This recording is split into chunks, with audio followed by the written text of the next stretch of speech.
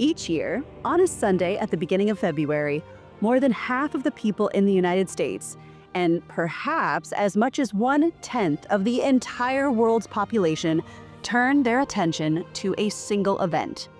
No, this holy day has nothing to do with the religion of God, but rather the religion of American football.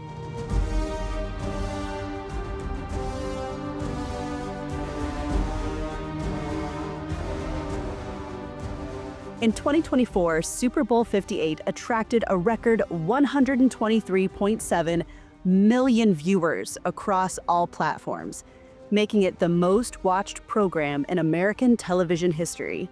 That record will most likely be eclipsed by Super Bowl 59 next month, and the trajectory shows no signs of dissipating. America takes its sports seriously, and Americans take football with the most seriousness of them all. But explaining America's devout obsession with athletics to Europeans doesn't just involve drawing parallels between the sacred and the sport, but ultimately about understanding just how divine Americans truly perceive their sports athletes to be.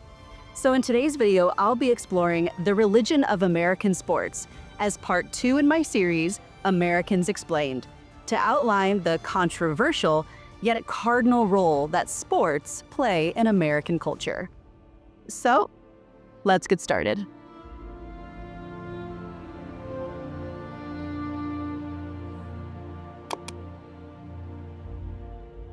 Although the holy American trinity of sports, football, baseball, and basketball, were not all invented until the mid to late 1800s, the seeds of sports culture were sown a century prior into the very fabric of the founding of the United States. Riding the wave of individual rights and neoclassical thought, American culture has largely embodied Greek and Roman idealism. Much like the gladiators of the Colosseum, fighting for one's rights was not just a rallying call, but a spectacle of aggression and an idealized sense of self. At nearly every stage of American history, the individual was sensationalized, celebrated, and ultimately worshipped. Our best athletes were gods among men, heroes, role models, and their athletic accomplishments were not just great. They were Herculean, to throw in one more mythology analogy because, hey, why not? And the thing is, people want heroes. They kind of want somebody to worship from afar. And a sports club provides an intense emotional attachment to a team and to each game. And to be fair, this is not a uniquely American experience, but it is divine and devout in its nature. As leading sports psychologist Daniel Wan mentions, people associate specific vocabulary with their team and religion alike.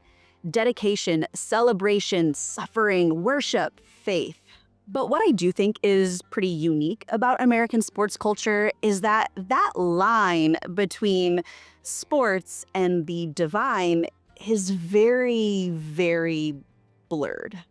Although somewhat controversial, it is extraordinarily common for players and coaches alike to pray before a football game in the United States, and not just in private. In 2022, the U.S. Supreme Court's conservative supermajority ruled that a coach's post-game prayer at the 50-yard line at a public school was conduct protected by the First Amendment. And I made, a commitment with God that, hey, I'm going to give you the glory after every game. Writing for the court majority, Justice Neil Gorsuch said that respect for religious expression is indispensable to life in a free and diverse republic, whether those expressions take place in a sanctuary or on a field. And many sports figures take this relationship with God beyond simply just prayers for protection, but actually crediting God with their victory. And Americans largely agree. According to a survey done by the Public Religion Research Institute, 50% of Americans believe that God or other supernatural forces play a role in the outcome of the Super Bowl. A team's win or loss is not just about the performance of the players, but the will of God.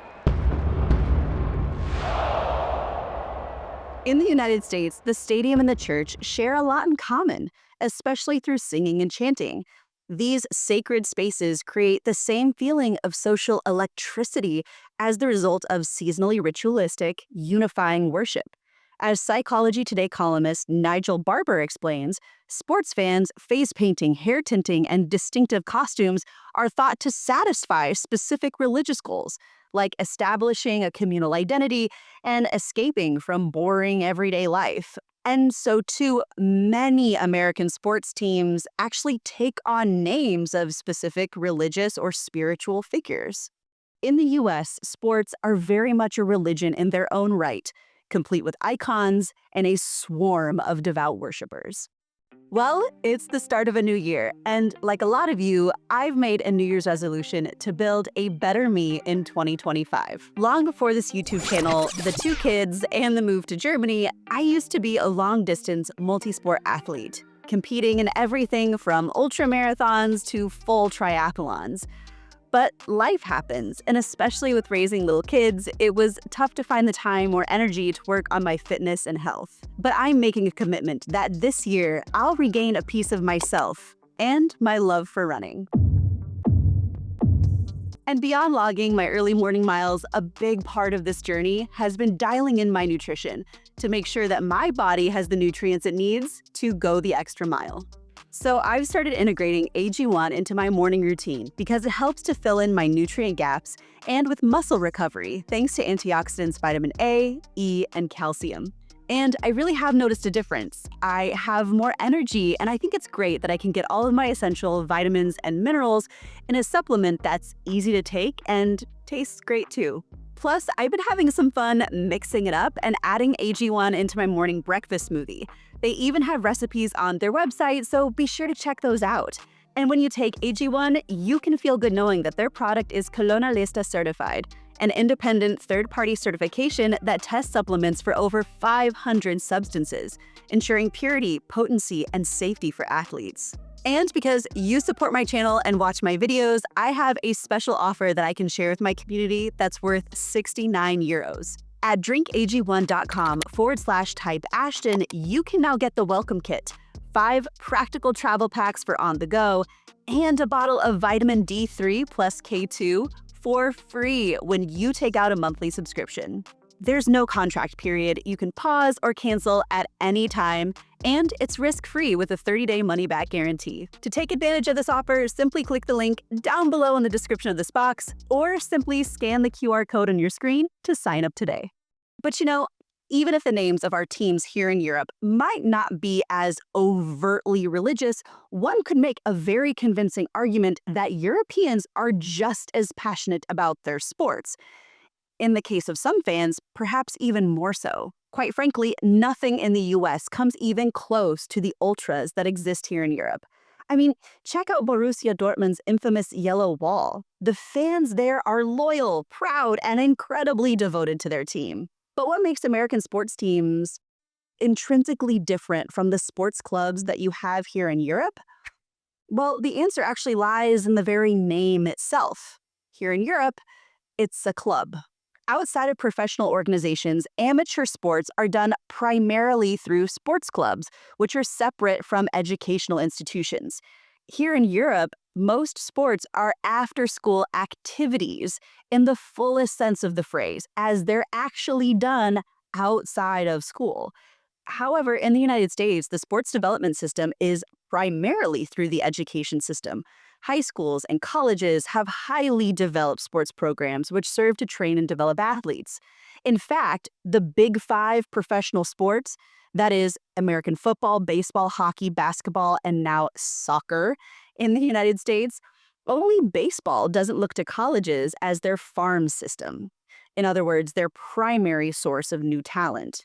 Although, yes, there still have been many players which have been scouted from universities and went directly into the MLB. But it's important to point out that for many, if not most educational institutions, sports have very much become their primary source of both funding and focus. On the campuses of most American high schools, colleges, and universities, the size and volume capacity of the library can't even come close to that of a sports arena, into which millions and, quite frankly, billions of taxpayer dollars have been poured. In fact, according to a recent study published in the Journal of Education Finance, more than 15 universities in the so-called Power 5 athletic conferences spend at least 5 times more per student athlete than they do for their regular full-time undergraduates. And that figure doesn't even include paying those athletes, which is a separate discussion for another time. But these institutions, by the way, include dozens of the most influential public and private research universities in the nation. Yet the highest paid employee in 40 out of the 50 US states isn't a researcher or a professor. No, it's a college coach. And it isn't a profitable venture. According to a 2019 report, most universities lose money on athletics. There are only 25 profitable Division I programs. The rest lose roughly $16 million every year. All of the schools in Division II or III have consistently reported financial losses from athletics over the past 16 years. But despite these losses, in the United States, there really is this feeling that absolutely nothing should come in the way of the expansion and promotion of athletics, even if that comes at the cost of reduced funding to other programs, specifically and majorly in the humanities. And for most U.S. universities, student and alumni loyalty revolves around sports, especially those that draw the greatest audience and gate receipts. What is even more alarming, in my opinion, is the expansion of this sports-focused priority in educational institutions outside of higher education and now trickling down through the K-12 education system.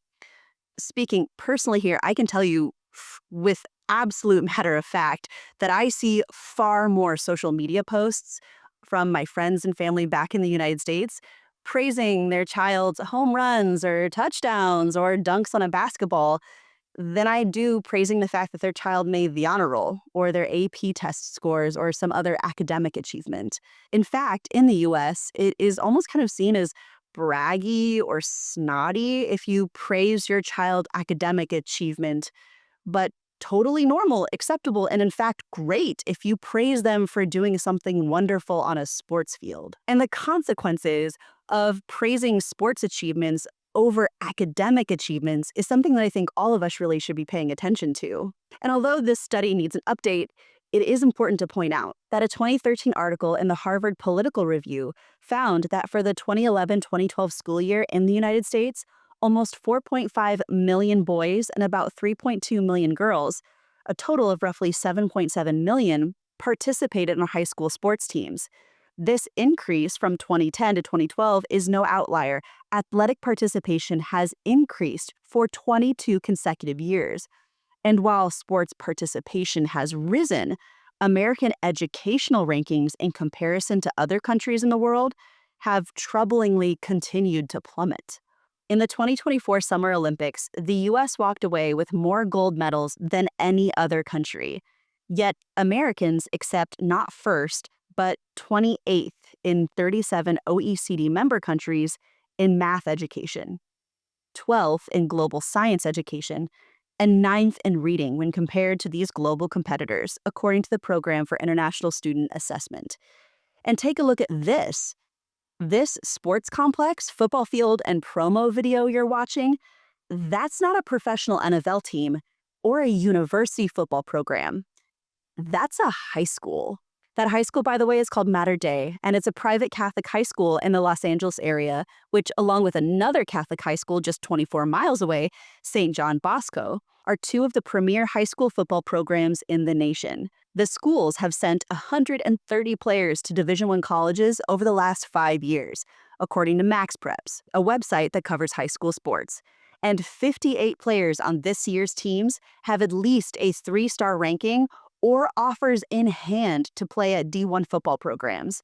When Mater Dei and St. John Bosco play, pretty much anyone who steps foot on that field will one day become a college football player. And since this video is specifically about the religion of sports, it is perhaps a little bit on the nose that two of the most premier football programs are in fact religious high schools.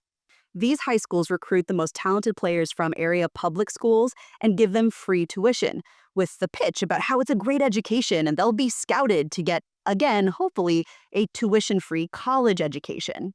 And if you're a European watching this video, you can probably see how this quickly becomes a self-feeding beast. On the one hand, you have parents who are willing to explore any avenue to help their children, particularly if they show signs of being elite athletes. While at the same time, you have a privatized religious education system that has an incredible amount of money to snatch up top talent. And this last part, specifically about money, is really important in explaining the religion of American sports to Europeans. There's a lot. I mean a lot of it. For starters, the emphasis on the almighty dollar and business-like aspect of American sports is a huge, fundamental difference to European sports. In the US, teams are franchises that can be bought and moved to a different city, like the Cleveland the St. Louis, the Los Angeles Rams. But this, quite frankly, would never work in Europe. Here, teams generally represent a very specific slice of society, and assumptions are made about you based on what team you follow. But in the US, teams are seen as business entities that don't really represent anything, any social group or class. At least, not anymore. There's not much that differentiates fans of different American sports teams on a socioeconomic level. And big business pays. The market for professional sports in the United States is around $69 billion, roughly 50% larger than that of all of Europe, the Middle East, and Africa combined. But when talking about money and big business and sports, I should point out that the largest source of it is also probably the most annoying. Americans have no problem with having many commercials in their sports broadcast. In fact, many people watch the Super Bowl solely for the ads. The NFL, for example, requires 16 1- to 2-minute commercial breaks per game. Exceptions to this are overtime periods, which have none. However, American professional sports organizations, including the NFL, are vehemently opposed to having corporate logos and sponsors on the jerseys themselves, outside, of course, the tiny little stitching that tells you who made the specific jersey. Europeans, however, are the inverse of this. Beyond halftime, you would never see a pre-planned break in play for a commercial during the Bundesliga. It would be sacrilegious to stop gameplay to run an ad. However, these teams have no problem with having corporate logos on team jerseys. Jerseys are seen as sacred ground, not to be defiled by corporate investment in America, while not in Europe, with teams signing the highest bidder for the team jersey. And because I anticipate this comment already, yes, I fully recognize the fact that European football is played much faster than American football, which would make it a lot harder to add in these pre-planned ad breaks. But that being said, American football could in fact be played much faster, and a lot of the times when they're having these ad breaks, the players are just standing around. But nonetheless, naturally, sports leagues and broadcasters in the USA rely heavily on advertising revenue to fund operations, pay athletes, and maintain facilities. The sale of ad spots during games is a significant source of income for them. For the 2023 season, each team in the NFL took an average of more than $350 million from the league in media right fees, over half of the annual revenue for the majority of NFL teams, according to CNBC's reporting and data analysis. The Kansas City Chiefs, my husband's team, tallied $590 million in revenue last season. But by comparison, Bayern München, the most lucrative German football club, had a total TV revenue, counting both domestic and international deals, of just a measly $103 million this last year. But to really understand Americans means that you really have to also understand the intertwined relationship between money and sports, and the way in which we really do worship them both. Sports and sports players in the US aren't just worshipped because of their incredible talent, their strength, or their agility. They're also worshipped because they're incredibly wealthy. Sports symbolize some of the most fundamental aspects of our country: hard work and patriotism. Athletes spend vigorous amounts of time training in their respective fields, and America's capitalist society runs on the idea that if you work hard enough, you too can make it to the top. And so ultimately, sports are kind of the perfect vessel for people across socioeconomic backgrounds to make it to the top based on their work ethic. You know, in kind of a crude way, in the United States, we really do see athletic success as being kind of the ultimate achievement of the American dream. You worked hard, you trained, and you crossed the finish line, and you didn't just get a gold medal, but gold in the monetary sense, and lots of it. Overlooking, of course, the fact that becoming great in most US sports takes an incredible amount of money, time, and genetic gifts that not all of us have. Yet, we still worship the game and tune in religiously to watch the gods of the gridiron battle for victory. But I would love to hear your thoughts below. Are sports a kind of religion for you? And what do you think of Americans' obsession with sports and how it compares to right here in Europe? Let me know your thoughts down below in the comment section of this video. And as always, if you enjoyed what you saw today, be sure to hit that thumbs up button. And for more content from Type Ashton, hit that subscribe button. So, I'll see you next Sunday. Cheers!